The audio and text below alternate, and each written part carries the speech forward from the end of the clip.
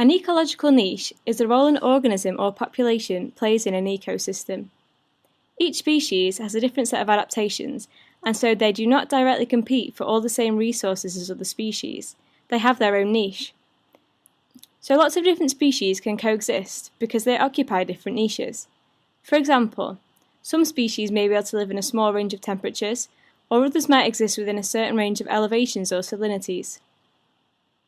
Rainforests provide a massive number of niches because of their immense diversity.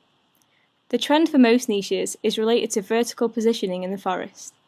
For example, some plants invest lots of energy into growing really tall. They spread out their branches and absorb light without competition, but their leaves are small because the majority of energy is put into growing upwards. Further down, the plants are average size, taking all the energy they can in order to compete with other plants. Then below the canopy there are specialised plants, such as vines and carnivorous plants, such as the pitcher plant. Each species responds differently to the distribution of resources and competitors, so that they each occupy their own niche. The canopy of the rainforest has provided the niche of the tree frog.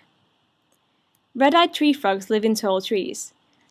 They lay eggs on leaves up in the trees, where the leaves overhang a pond, so that when the tadpoles hatch, they are washed into the water, where they must develop until they are ready to climb up trees.